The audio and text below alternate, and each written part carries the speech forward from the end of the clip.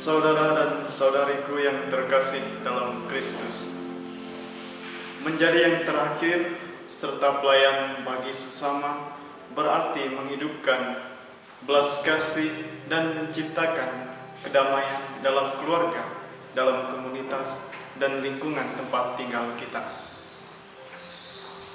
Bacaan pertama hari ini memberi gambaran kepada kita bagaimana nasib orang jujur, lurus, baik, dan benar diuji. Orang yang belum mengenal Allah atau orang fasik dengan sengaja menimpa hukuman kepada orang-orang yang lurus hati. Dalam bacaan kedua juga dijelaskan mengenai kebenaran. Kebenaran yang menghasilkan buah. Buah yang dimaksudkan ialah kemurnian, peramah, penurut, dan penuh belas kasih. Semuanya ini bersumber dari orang-orang yang telah menghidupi damai dan belas kasih serta tetap rendah hati terhadap sesamanya.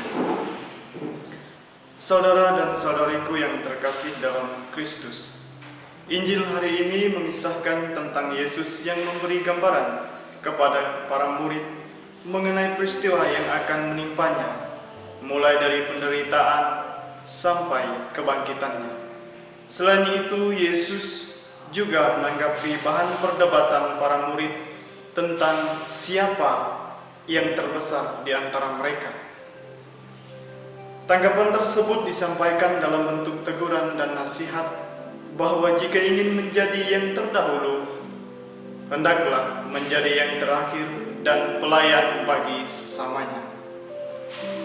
Berangkat dari apa yang diperdebatkan oleh para murid, Yesus angkat bicara mengenai model kepemimpinan, yakni sebagai seorang pelayan bagi sesamanya.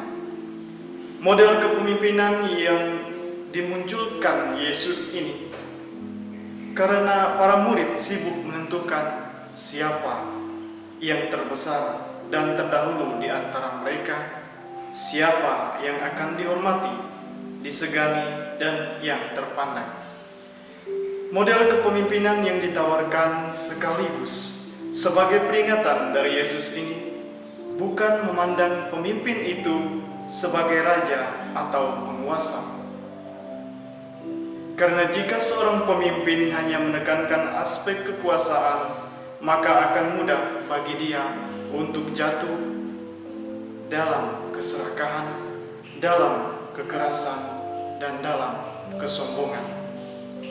Saudara dan saudariku yang terkasih dalam Kristus, model kepemimpinan yang dimaksudkan Yesus ini memerlukan atau membutuhkan kesadaran dari diri seseorang. Sadar untuk senantiasa rendah hati, sadar untuk selalu rela hati dalam mengabdi sesama. Dengan demikian, kita akan selalu rindu dalam mengabdi, dalam melayani, dan berkorban bagi sesama kita. Kita tidak lagi mementingkan kepentingan pribadi, melainkan rela berkorban dalam melaksanakan kepentingan bersama.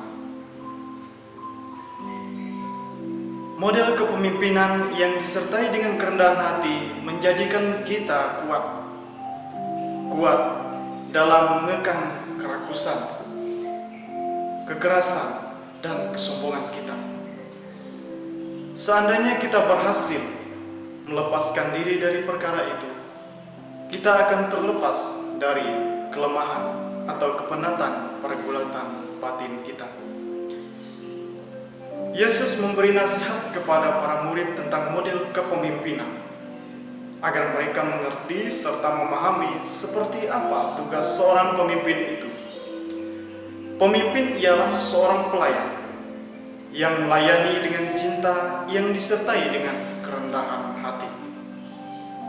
Untuk menjadi yang terbesar dan terdahulu, kita tidak perlu menuntut supaya diri kita dinilai baik atau buruk oleh orang lain. Seorang pelayan yang rendah hati tampil sebagai dirinya sendiri, tampil apa adanya, bukan ada apanya. mengekspresikan diri seutuhnya tanpa meminta suatu takaran yang harus ia penuhi. Melalui kesadaran inilah kita sebenarnya tengah memanen buah dari kebenaran, seperti yang disampaikan oleh Rasul Yakobus dalam bacaan kedua. Saudara dan saudariku yang terkasih dalam Kristus, berangkat dari model kepemimpinan Allah Yesus ini, kita dianjurkan supaya merefleksikan peran kita dalam keluarga, dalam komunitas, dan lingkungan tempat tinggal kita.